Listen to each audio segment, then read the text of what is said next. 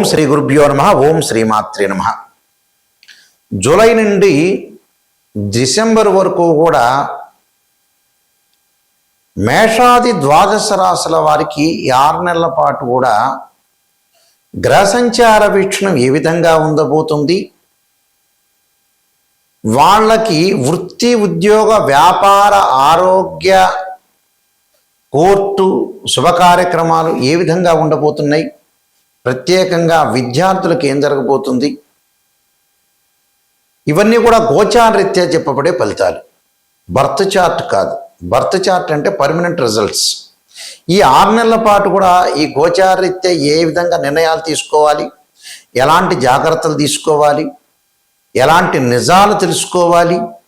నిజం తెలుసుకుంటేనే జాతకం, నిజం తెలుసుకోకపోతే జాతకం లేదు. ఎక్కడైతే నెగిటివ్ తెలుసుకొని ఆ నెగిటివ్ని మనం పాజిటివ్ చేసుకోవడం ఎలాగా, ఆ నెగిటివ్ని మనం ఓవర్కమ్ చేసుకోవడం ఎలాగా అనేది తెలుసుకుంటేనే మనకు మంచి జరిగే అవకాశాలు ఎక్కువ ఉంటాయి. అంటే అసత్యం ముసుగులో ఉండకూడదు. సత్య దూరం చాలా ఇంపార్టెంట్. ఇక్కడ సత్యం తెలుసుకోవడం చాలా ఇంపార్టెంట్. ఎక్కడైతే నెగిటివ్ ఉంటుందో దాన్ని మనం పాజిటివ్ చేసుకోవడం ఎలాగా అనే విషయాలన్నీ కూడా జాగ్రత్తగా గమనించాలి. బర్త్ చార్ట్కి గోచారానికి లాట్ ఆఫ్ డిఫరెన్స్ ఉంటుంది. పదే పదే నేను ప్రేక్షకులు చెబుతున్నాను, గోచారం వేరు, బర్త్ చార్ట్ వేరు. అదొక సెక్షను, ఇదొక సెక్షను. అది లైఫ్ లాంగ్ ప్రిడిక్షన్, ఇది కొంతవరకు ప్రిడిక్షన్. ఎప్పుడు కూడా గోచారం అనే 20% రిజల్ట్ ఇస్తుంది. బర్త్ చార్ట్ ఏమిటి అని అంటే లైఫ్ లాంగ్ రిజల్ట్ ఇస్తుంది. ఈ గోచారంలో మనం ఎందుకు చూడాలి 20% రిజల్ట్ అంటే, ఎక్కడ కూడా అవాంతరం జరగకుండా, వచ్చే అదృష్టాన్ని మనం పోగొట్టుకోకుండా, వచ్చే దురదృష్టం అనే దాన్ని దురదృష్టాన్ని తగలకుండా, రాకుండా, ఒకవేళ వస్తే కూడా దానికి ఏం చేయాలనేది, ఎలాంటి నియంత్రణ చేయాలి, ఎలాంటి పరిహారాలు చేయాలి తెలుసుకోవటానికే గోచారం. అందువల్ల ఈ గోచార ఫలితాలు ఈ 6 నెలల పాటు ఏ విధంగా ఉన్నాయో ఒక్కసారి తెలుసుకుందాం. ఈ 6 నెలల పాటు కూడా గ్రహగమన గతుల్ని మనం చూసుకునేటట్టయితే, సూర్యగ్రహము మిథున రాశి నుంచి మిథునము, కర్కాటకం, సింహం, అలానే కన్య, తుల, వృశ్చికము, ధనస్సు రాశిలో సంచారం చేస్తుంటారు. అంటే మిథున రాశి నుంచి ధనస్సు రాశి వరకు రవి సంచారం. అలానే బుధుడు కూడా మిథున రాశిలో ఉంటాడు జూలైలో. అలానే డిసెంబర్ వరకు కూడా ధనస్సు రాశికి చేరుతాడు. అంటే మిథునం, కర్కాటకం, సింహం, కన్య, తుల, వృశ్చికము, ధనస్సు. అంటే రవి బుధులు ఇద్దరు కూడా మిథునం నుంచి ధనస్సు రాశి వరకు ఉంటారు. అలానే శుక్రుడు వచ్చేటప్పటికల్లా సింహరాశిలో సంచారం చేస్తాడు జూలైలో. సింహం, కన్య, తుల వరకు ఉంటాడు డిసెంబర్లో. అలానే కుజుడు వచ్చేటప్పటికల్లా వృషభం నుంచి సింహం వరకు, అంటే వృషభం, మిథునం, కర్కాటకం, సింహం. రాహు డిసెంబర్ 6వ తారీఖున మారతాడు. కుంభరాశి నుంచి మకర రాశిలోకి సంచారం చేయటం. కేతువు వచ్చేటప్పటికల్లా సింహరాశి నుంచి కర్కాటక రాశిలోకి సంచారం చేయటం జరుగుతుంది. శని వచ్చేటప్పటికల్లా శని మీన రాశిలోనే ఉన్నాడు, వక్రగతిలోకి వెళ్ళిపోతాడు. ఎప్పుడు వక్రగతిలోకి వెళ్తాడు? జూలై 27 నుంచి వక్రారంభం ప్రారంభమవుతుంది. ఎప్పటి వరకు ఉంటారు? డిసెంబర్ 11వ తారీఖు వరకు ఉంటాడు. 10వ తారీఖు నైట్ వరకు. 11వ తారీఖు నుంచి మళ్ళీ అదే మీనరాశిలో వక్ర త్యాగం అయిపోతుంది. ఎప్పుడైతే నేను చెప్పిన 27లో వక్రస్థితిలోకి వెళ్ళిపోతాడో, డిసెంబర్ వరకు వక్రస్థితిలో ఉంటాడు. 11వ తారీఖు తర్వాత 11వ తారీఖు నుంచి మళ్ళీ వక్రస్థితి అనేది పోయి సాధారణ స్థితికి మీనరాశిలో చేరుకుంటాడు. గురువు వచ్చేటప్పటికల్లా అక్టోబర్ 31 వరకు కర్కాటక రాశిలో ఉండి, అంటే 30వ తారీఖు వరకు కర్కాటక రాశిలో ఉండి 31వ తారీఖు నుంచి అతిచారంతో సింహరాశిలోకి వెళ్ళిపోతాడు. ఎప్పటి వరకు ఉంటారు? డిసెంబర్ 11వ తారీఖు వరకు ఉంటాడు. ఇక్కడ డిసెంబర్ 13వ తారీఖు వరకు ఉండి మళ్ళీ గురువు అదే సింహరాశిలో వక్రారంభం ప్రారంభమవుతుంది. ఇక్కడ వక్రారంభం అనేది ప్రారంభమవుతుంది. కాబట్టి ఇక్కడ ఈ స్థానాల్లో ఈ గ్రహాలు ఉండటం వల్ల ఎలాంటి ఫలితాలు జరగబోతున్నాయో మనం తెలుసుకుందాం 6 నెలల పాటు కూడా. వృశ్చిక రాశి వారికి ఏ విధంగా ఉండబోతుంది? ఈ 6 నెలల పాటు వృశ్చిక రాశి వాళ్ళకి 62% బాగుంటుందని చెప్పుకోవచ్చు. ప్రతికూలం అనేది 38% మాత్రమే ఉంటుంది. ఈ వృశ్చిక రాశి వారికి గ్రహగమన గతులన్నీ కూడా మనం పరిశీలన చేసినట్లయితే భాగ్యస్థానంలో గురువు యొక్క సంచారం వల్ల జూలై నుంచి అక్టోబర్ 31 వరకు బాగుంటుంది. 31 తర్వాత మళ్ళీ ఆర్థిక పరంగా చిన్న చిన్న సమస్యలు వస్తుంటాయి. కానీ టోటల్గా అనుకూలంగానే ఉంటుందని చెప్పుకోవచ్చు.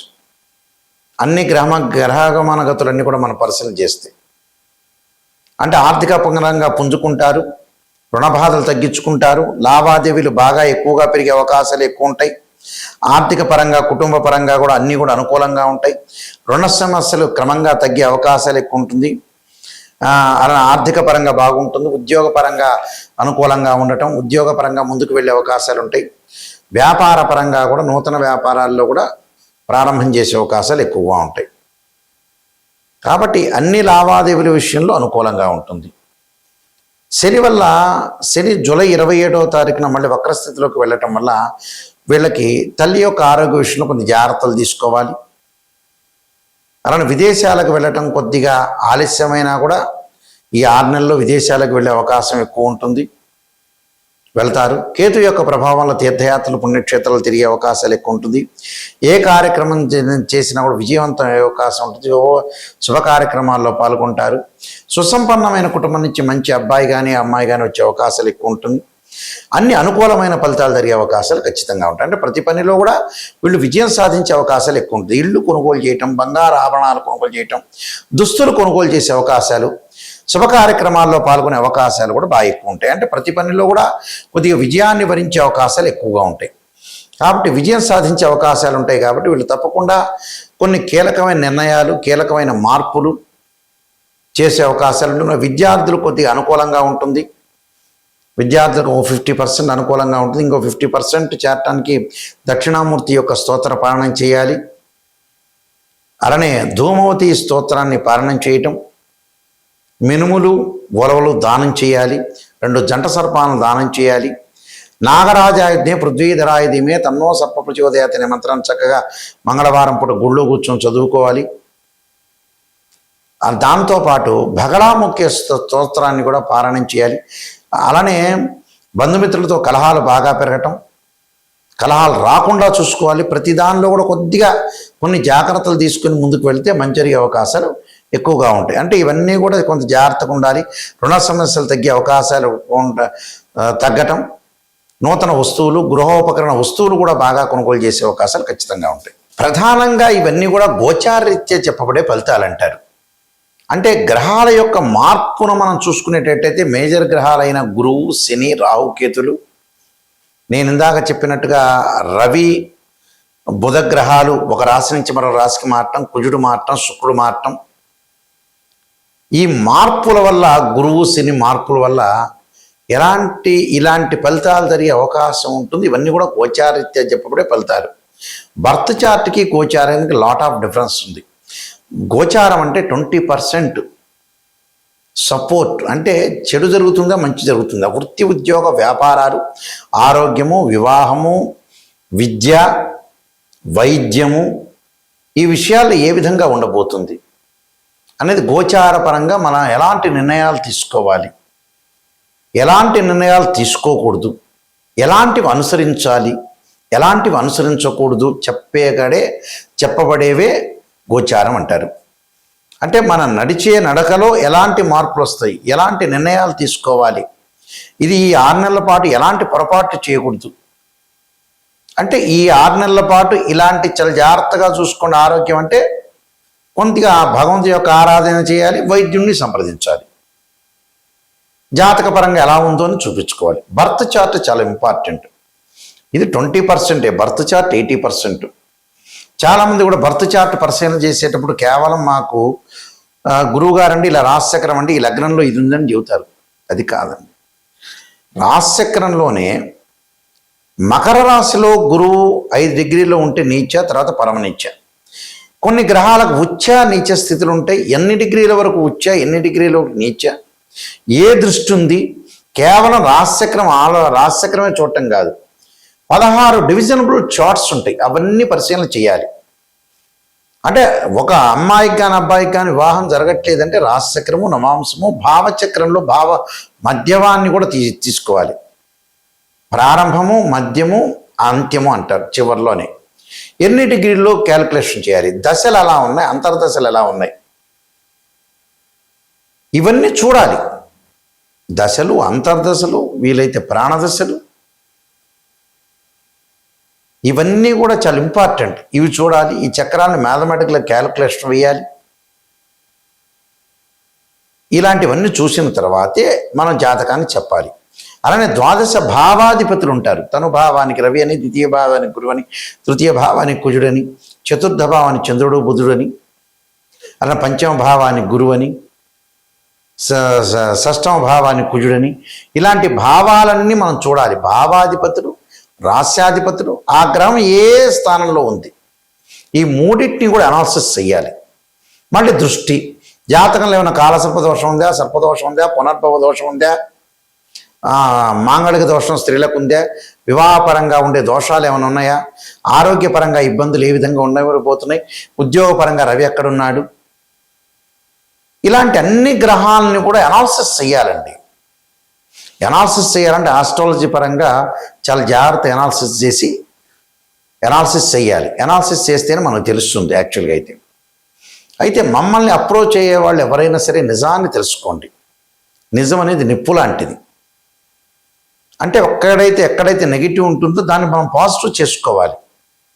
నా దగ్గరికి వచ్చిన వాళ్ళు ఎవరైతే ఉన్నారో, ఎవరైతే వస్తారో వాళ్ళందరికీ కూడా, మీకు ప్రేక్షకులందరికీ కూడా ఒక ముఖ్య గమనిక, అందరూ కూడా వాయిస్ రికార్డింగ్ పెట్టుకోండి. నేను చెప్పేది వాయిస్ ఎందుకు రికార్డింగ్ పెట్టుకోమంటున్నా అంటే మళ్ళీ రిపీట్ వినే అవకాశం ఖచ్చితంగా ఉంటుంది. అది నేను నెగిటివ్ చెబుతున్నానా పాజిటివ్ చెబుతున్నా తెలుసుకోండి. కానీ ఖచ్చితంగా నెగిటివ్ తెలుసుకోవాల్సిందే. పాజిటివ్ తెలుసుకునేటట్టయితే మీకే తెలుస్తుంది జాతకం, మా కన్సల్టింగ్ ఫీజు ఇవ్వక్కర్లా. నెగిటివ్ గురించే రాబోయే రోజుల్లో వృత్తి ఉద్యోగ వ్యాపారాలు ఎలా ఉండబోతున్నాయి, ఆరోగ్యపరంగా నిజం తెలుసుకోవాలి, ఉద్యోగపరంగా నిజం తెలుసుకోవాలి, వ్యాపారపరంగా నిజం తెలుసుకోవాలి, వివాహపరంగా కూడా నిజం తెలుసుకోవాలి. నిజం తెలుసుకోలేదనుకోండి మనం మోసం చేసుకునే వ్యక్తులం అవుతాం. అంటే స్వయంకృత అపరాధం. మనం మోసం చేసుకొని మనం బ్లేమ్ చేసుకున్నట్టు అవుతాం. నిజాన్ని తెలుసుకోవాలి. సత్యదూరం అంటారు చూసారా, అలా నిజాన్ని తెలుసుకొని మనం ముందుకెళ్తే మన జీవితం లైఫ్ బాగున్నట్టే. ఎక్కడైతే నెగిటివ్ ఉంటుందో దాన్ని పాజిటివ్ చేసుకుని ముందుకెళ్తే మనకు మంచి జరిగినట్టే. అందువల్ల ఇన్ని డివిజనబుల్ చార్ట్స్ చూడాలి. కేవలం రాశిచక్రంతో తెలియదు. రాశిచక్రంలో లేని నవాంశంలో తెలియవచ్చు, నవాంశంలో తెలియవచ్చు. అలానే వృత్తిరీత్యా మనం ఎలా తెలుసుకోవాలి, రాశిచక్రము, దశమాంశం, భావచక్రం, దశలో అంతర్దశలు. సంతానపరంగా ఎలా తెలుసుకోవాలి, రాశిచక్రం, సప్తమాంశం, భావచక్రం, దశలో అంతర్దశలు. ఈ మోడల్లో మనం అనాలిసిస్ చేయాలి. ఈ మోడల్లో దశలు అంతర్దశలు, ఒక్కొక్క లగ్నానికి మంచి దశలు ఉంటాయి, చెడ్డ దశలు ఉంటాయి. ఏ దశలు కలిసి వస్తాయి, ఏ అంతర్దశలు కలిసి వస్తాయి అనేది కంప్లీట్గా ఆస్ట్రాలజీ పరంగా అనాలిసిస్ చేయాలి. చాలామంది కూడా కంప్లీట్గా అనాలిసిస్ చేయకుండా ఏదో గొప్పలు చెప్పడం. ఒక్కటి గుర్తుపెట్టుకోండి, ఫేక్ అనేది గమనించండి. ఇప్పుడు చెబుతున్నారు ఉదాహరణకి, ఈశాన్యంలో ఉప్పు దీపం పెట్టండి, ఆ ఉప్పు దీపంతో కోటీశ్వరులు అవుతారట. ఎంతమంది ఉప్పు దీపాలు పెట్టారు, ఎంతమంది ఉప్పు దీపం పెట్టిన అన్ని నగరాల్లో అందరూ కోటీశ్వరులు అయ్యారా? అది రాంగ్ సంబంధించినవి. అంటే రాంగ్ రెమెడీస్ అని అర్థం. అలా కాదు, జాతకంలో నిజాన్ని తెలుసుకోవాలి. ఒకడేమో ఎలా చెబుతున్నాడంటే చూడండి, కొంతమంది ఎలా చెబుతున్నారు ఆస్ట్రాలజర్స్ కూడా, వాళ్ళు నిజమైన ఆస్ట్రాలజర్స్ కాదు. నిమ్మకాయ కోయండి, దాని మీద ఉప్పు వేయండి, కుంకుమ వేయండి, మీ ఇల్లు ఉంటుంది వాళ్ళ దగ్గర పెట్టండి అంటాడు. వాడి డబ్బు వచ్చితే వీళ్ళకి చేరుతుందట. చూడండి ఎంత విచిత్రమైన రెమెడీస్ చెప్తున్నారు. అవి కాదు. ఎప్పుడైనా సరే రెమెడీస్ అనేవి వేరే ఉంటాయి. అది మంత్రశాస్త్రంలో ఉంటుంది. వేదం ఏం చెప్పింది, యజ్ఞ యాగాది క్రతువులు అభిషేకాలని చెప్పింది. లేదా ఆ మంత్రాన్ని చదువుకోవటం ఇంట్లో, మీరు భగవంతుడి యొక్క మంత్రాన్ని స్తోత్రాన్ని పాలన చేసుకోవటం, ఇలాంటి మంత్రాలు చదువుకుంటే చాలా మంచిది. అందువల్ల ఇవన్నీ గమనించండి. ఎవరెవరిని చెబుతున్నారు ఆస్ట్రాలజీ పరంగా, మ్యాథమెటికల్ క్యాలిక్యులేషన్ మోస్ట్ ఇంపార్టెంట్. మేము వంశపారంపర్యంగా చెప్పే వ్యక్తులం. నేను 15 బుక్స్ రాశాను. కాలసర్పయోగము, కాలసర్పయోగ చంద్రిక, రాహుకేతులు, ఛాయాగ్రహాలు, స్వప్నశాస్త్రం, బృహత్ పరిహార సింధు, అలానే జాతక చంద్రిక, వివాహ మార్తాండము, స్వప్న శాస్త్రము, పుత్ర గణపతి వ్రతము, ఇలాంటి నెంబర్ ఆఫ్ ఆస్ట్రాలజీ, అలానే prediction of astrology, transit of planets, ఇలాంటి నెంబర్ ఆఫ్ బుక్స్ రాసి, అలానే నవగ్రహ దోషాలు పోవడానికి ద్వాదశ మహావిద్యల యొక్క సూత్ర పరణాలు, ఇవి మా దగ్గర దొరుకుతాయి. ఇవన్నీ కూడా మోహన్ పబ్లికేషన్ వారు రాజమండ్రి వాళ్ళు ప్రింట్ చేశారు. వాళ్ళ దగ్గరైనా మేము పుస్తకాలు తీసుకోవచ్చు. రాజమండ్రిలో కోటగుమ్మంలో మోహన్ పబ్లికేషన్ అతి పెద్ద పబ్లికేషన్ ఉంది. వాళ్ళ దగ్గర కూడా మీ మా బుక్స్ దొరుకుతాయి. కాబట్టి మా వెబ్సైట్ www.nayakanti.com, www.nayakanti.in చూడండి. నిజాన్ని తెలుసుకునే వాళ్ళు మాత్రమే మాకు ఫోన్ చేయండి. నిజం తెలుసుకున్నారనుకోండి మీకు మంచి జరిగే అవకాశం ఉంటుంది. నా ద్వారా, నాయకంటి గారి ద్వారా 10 మంది బాగుపడితే కూడా అయ్యో వీళ్ళు నా ద్వారా బాగుపడ్డారని మాకు కూడా సంతృప్తి అవుతుంది. ఎందుకంటే మనిషి బతికేది లేదు, ఉండేది లేదు. ఏ రోజైనా కూడా బ్యాగ్ సర్దుకొని వెళ్ళిపోవటమే. 55 ఏళ్ళు 60 ఏళ్ళు రాగానే మనిషి ఉండేది ఏం లేదు. మనకి ఎప్పుడూ మనం ఎవరికి కూడా పాపం చేయకూడదు, ఎవరికి నష్టం చేయకూడదు. కర్మ ఫలితం అంతా కూడా అనుభవించే అవకాశం ఉంటుంది. కాబట్టి జాగ్రత్తగా మనం ప్రతి వాళ్ళని మంచిగా చూడాలి, మనం మంచి మార్గంలో నడవాలి, మనం మంచి నిర్ణయాలు తీసుకోవాలి, భగవంతుడి యొక్క ఆరాధన చేయాలి, గురువుని గౌరవించాలి. ఇది చాలా ఇంపార్టెంట్. అదే చాలామంది కూడా చదువుకున్నా కూడా బ్రెయిన్ మెచ్యూరిటీ వాల్యూస్ పెరగదు. చూడండి, చాలామంది కూడా రకరకాలుగా పెరగకుండా ఉండేవాళ్ళు చాలామంది ఉన్నారు. అందువల్ల బ్రెయిన్ అనేది పెంచుకోవాలి. ఎక్కడ మిస్టేక్ చేస్తున్నా స్త్రీయ లోపం పెరుగుట పెద్ద విద్య, లోపం ఎరిగిన వాడే పూర్ణుడవుతాడు.